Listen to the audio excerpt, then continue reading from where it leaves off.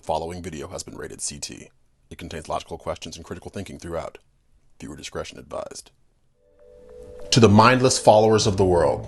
For well over a year now, you've done everything in your power to bend others to your will. You've harassed those of us who refuse to take on your fear as ours as well. And whenever someone dares to stand up against you with logic, you fail to provide any justification for your willful ignorance. The truth doesn't mind being questioned.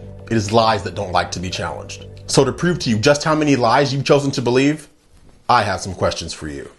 If it's so effective, why are we being bribed to take it with food and drinks that make us more unhealthy? If it's so dangerous, why hasn't the homeless population been completely eradicated by it?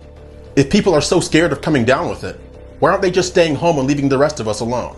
How do the plastic dividers at the grocery store checkout lines protect you when the cashier will touch everything you had in your cart before you take it all home yourself? If we still have to cover our faces after getting it, how effective is it in the first place?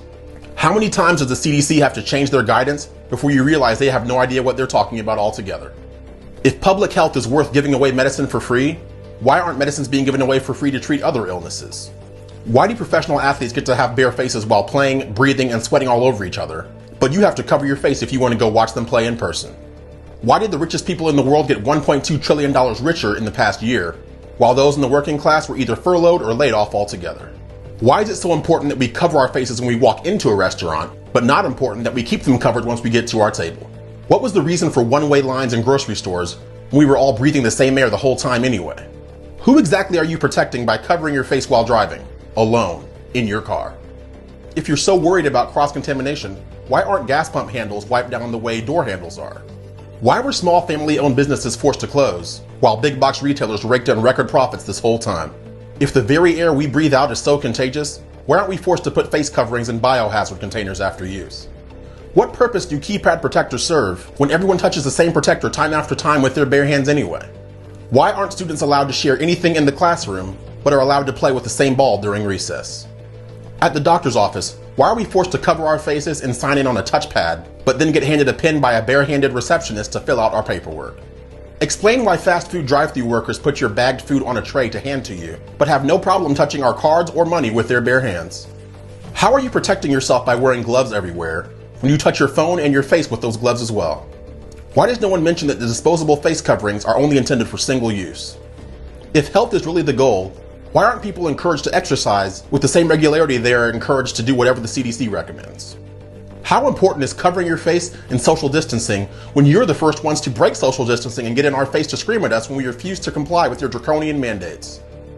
Why do airlines repeat the lie that wearing a face covering is a federal law when the law itself is unconstitutional to the core?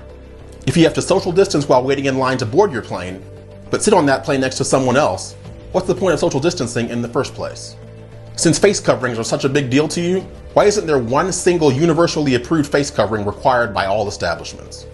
Which do you really fear more, the virus or independent thought and freedom altogether? Why do you trust the TV more than you trust your own eyes? When will you value your freedoms more than you value absolute compliance? What more will it take for you to stop following orders and start questioning the narrative? The critical thinkers of the world await your response. Get busy. We've got time. And trust me, we're all ears.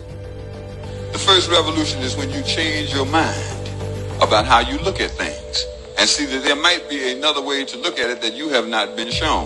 The revolution will not be televised, and be no rerun, brothers and sisters. The revolution will be live.